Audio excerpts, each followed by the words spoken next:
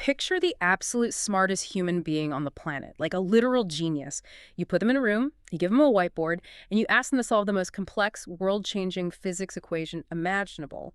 But there is a catch. Right, there's always a catch. Always.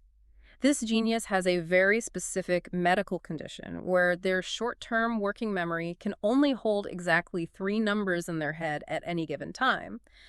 So what happens when they try to solve that equation? Well, the entire process just breaks down. I mean, it wouldn't matter how brilliant their core processing power is or how much deep, long-term knowledge they have stored away. Yeah, exactly. If they can't physically hold the various pieces of the puzzle in their head simultaneously to manipulate them, the system fails.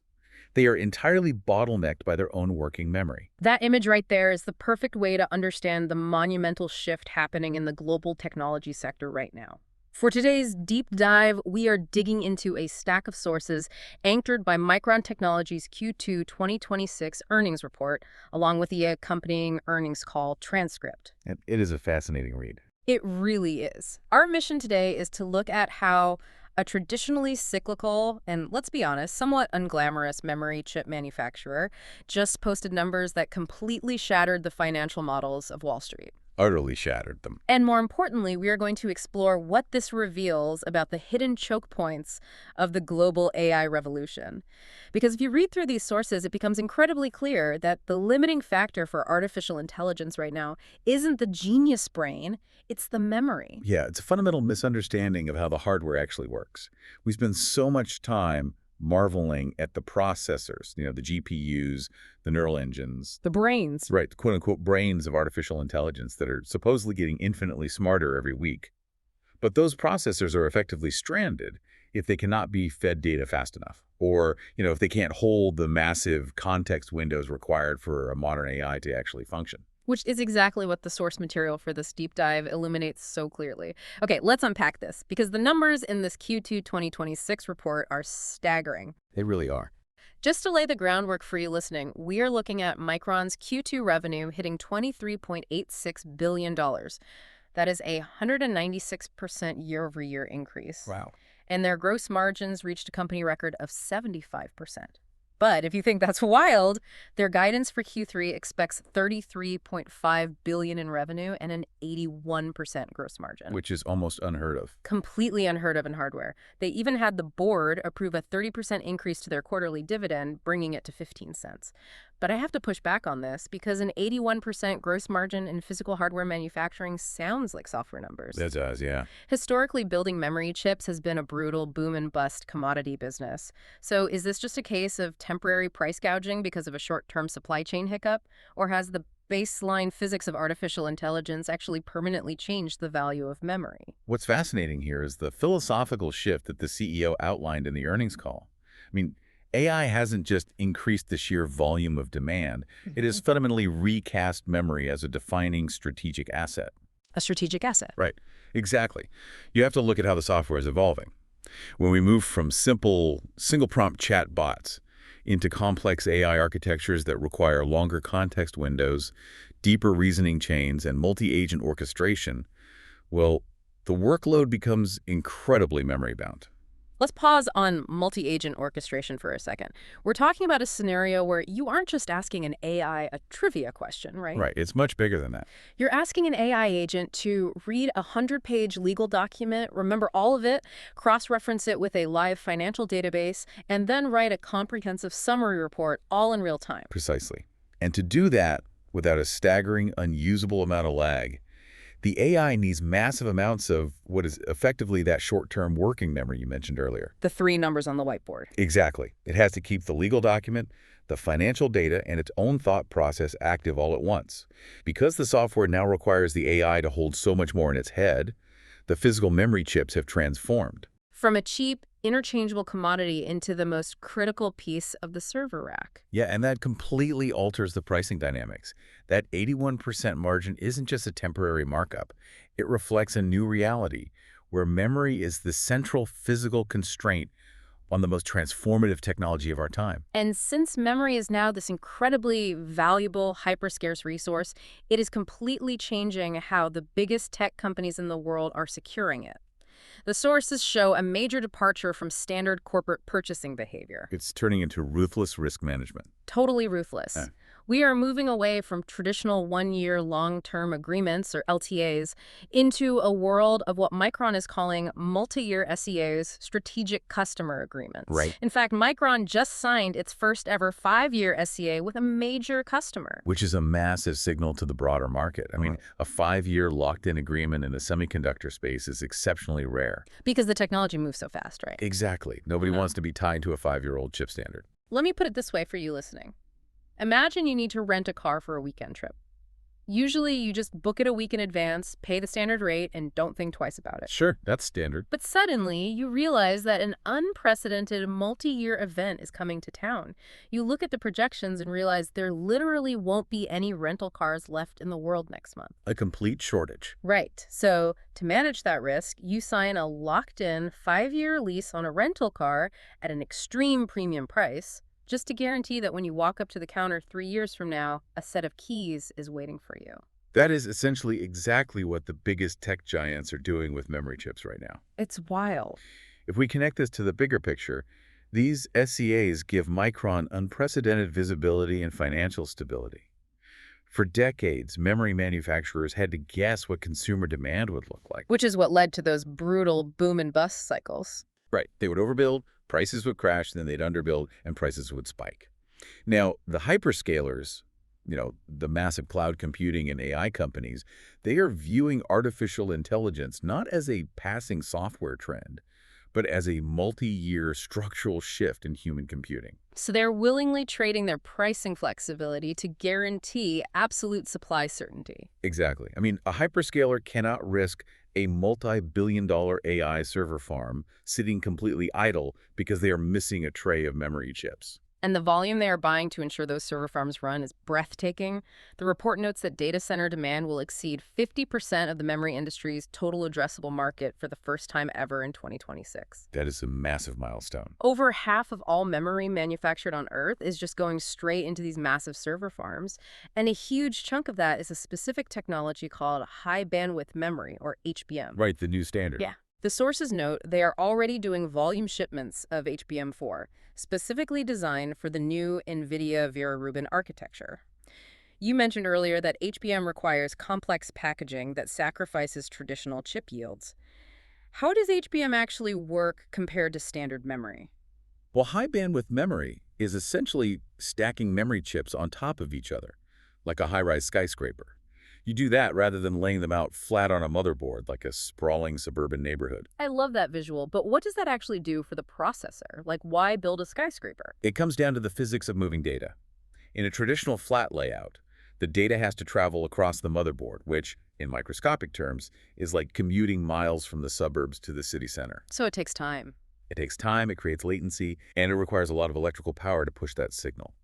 By stacking the memory chips vertically like a skyscraper and running microscopic wires straight down through them, the data only has to travel millimeters straight down an elevator shaft to reach the processor. Oh, wow. That makes perfect sense. It drastically cuts down the latency and the power required, allowing the processor to pull data at mind-bending speeds. And the fact that Micron is already ramping up HBM4 volume shipments and targeting the next generation, HBM4E for 2027, proves that the cadence of AI hardware development is accelerating. It's definitely not slowing down. Which brings us to a fascinating paradox. If the big tech companies and their massive data centers are vacuuming up over half of the global chip supply just to build these HBM skyscrapers, what does that leave for the rest of us? Not much, honestly. According to the earnings call, PC and smartphone unit sales might actually decline in the low double digits in 2026. Yeah. But they aren't declining because people are holding on to their old devices or because demand is low. They are declining purely due to supply constraints. Right. There physically aren't enough memory chips left over from the data center vacuum to build all the consumer phones and laptops the market wants. Here's where it gets really interesting, though. While the number of devices being built might be dropping, the amount of memory going into each individual device that does get built is exploding. Because of on-device agentic AI. Exactly. Let's talk about what this means for your actual life and your wallet. Your next laptop or your next smartphone might be harder to find, and it will almost certainly be more expensive, but it is going to be an absolute powerhouse. The hardware specs we are seeing recommended in this report are wild. If you buy a new PC designed for this agentic AI, they're recommending a minimum of 32 gigabytes of RAM. That is double the previous average for a consumer laptop. Yeah, that's a huge jump. Honestly, my current laptop sounds like a jet engine taking off just trying to keep 15 browser tabs open. Now we are talking about devices engineered to run an entire AI agent locally. And it scales up rapidly from there. If we look at personal AI workstations, like the NVIDIA DGX Spark mentioned in the sources, they are shipping with 128 gigabytes of memory just to run large language models locally on the device itself. Even the device in your pocket is transforming. Flagship smartphones equipped with 12 gigabytes or more of DRAM jumped from a 20% market share to an 80% market share in just one single year. That is insane. And it's not restricted to phones and computers. The report highlights the massive automotive impact. A car on the road today with Level 2 advanced driver assistance uses about 16 gigabytes of memory. But the shift to Level 4 autonomy requires way more. Right, where the car is essentially driving itself, it requires over 300 gigabytes of memory per vehicle. Plus, the report specifically noted robotics as a massive 20-year growth vector, stating that humanoid robots will require compute platforms rivaling a high-end autonomous car. To understand why this massive upgrade cycle is happening across all these devices, we have to look at what the industry calls the token economics of inference on the edge. Okay, let's translate that. Inference is when an AI model actually generates a response or makes a decision based on new data, right? Correct. And historically, most of that inference has been done in the cloud. You ask your phone a question, your phone sends the question to a massive server farm, the server farm calculates the answer, and sends it back. But doing that is incredibly expensive for the software companies. Extremely expensive. Every single time you ask a cloud-based AI a question, it costs the provider server time, bandwidth, and electricity. Yeah. If millions of people are asking questions every second, those cloud compute costs become astronomical. Not to mention the latency, the delay while the data travels hundreds of miles to the server and back, which you definitely do not want if you were in a level 4 autonomous car driving down the highway at 70 miles an hour. No, absolutely not. The car can't wait for a server in another state to decide if it should hit the brakes. That's the perfect example. Yeah. It also raises massive privacy concerns for the user. People don't want their personal emails, private photos, or daily schedules being beamed to a corporate server just so an AI assistant can organize their calendar. So the solution to the cost, the latency, and the privacy issues is to run the AI locally. On the edge. Meaning directly on the silicon of your phone, your laptop, or your car. But to run locally, the device needs a massive local memory footprint. Because it has to hold the model's weights and parameters. Right. For you listening, think of weights and parameters as the billions of tiny, learned micro-decisions that make the AI smart.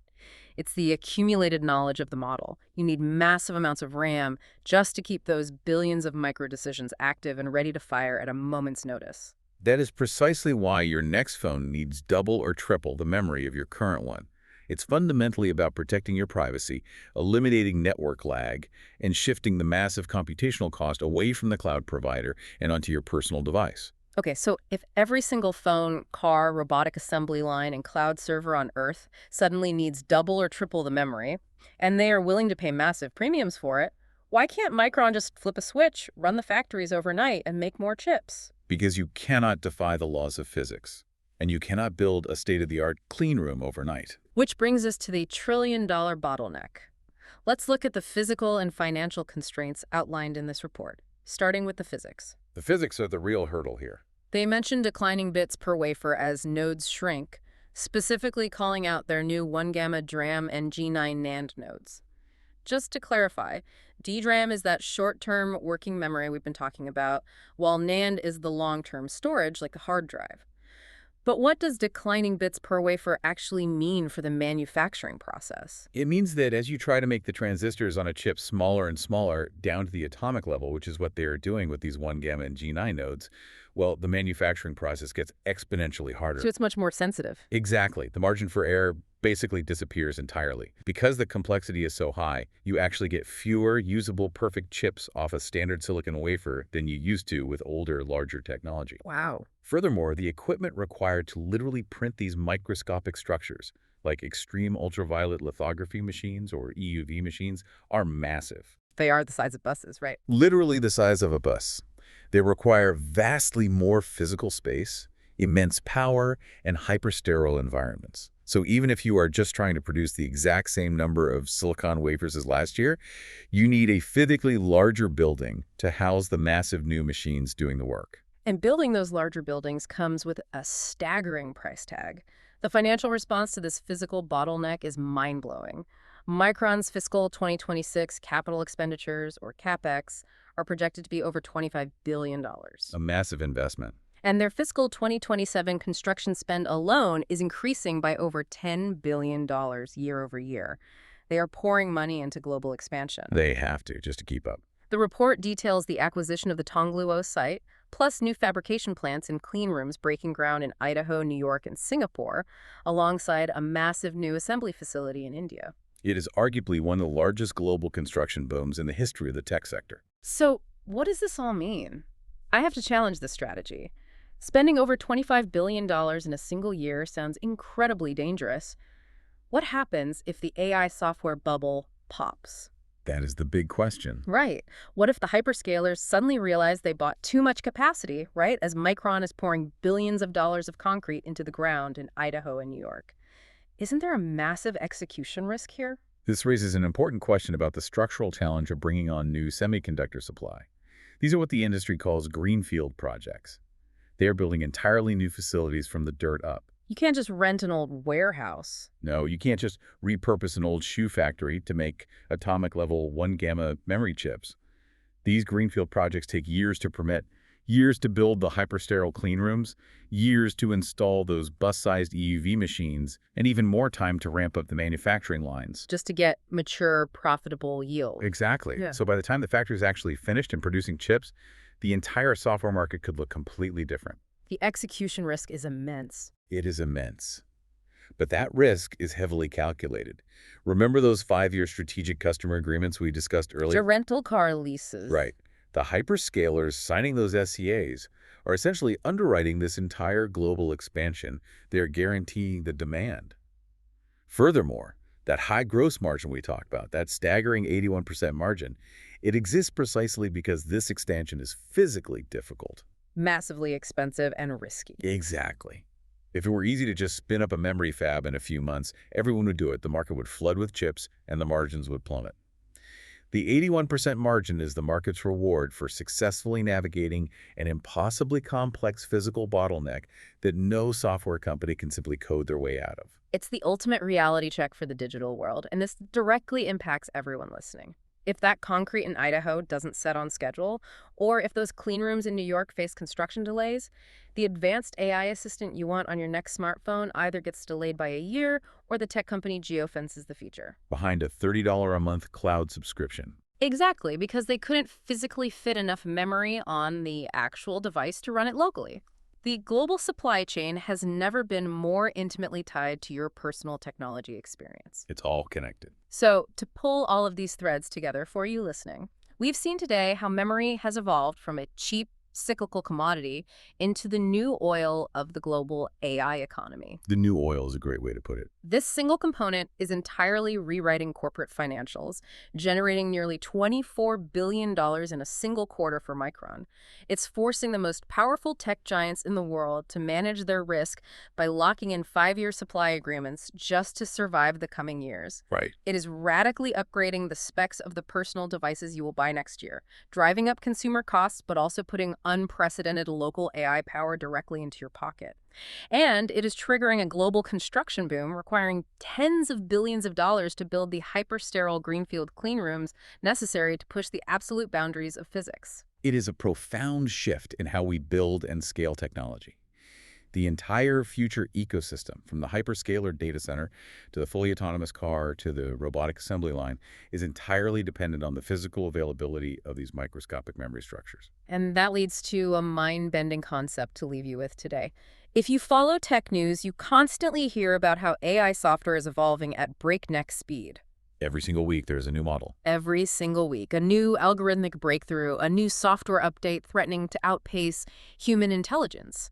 But if you look closely at this earnings report, you realize that the real limitation to the growth of artificial intelligence isn't the code.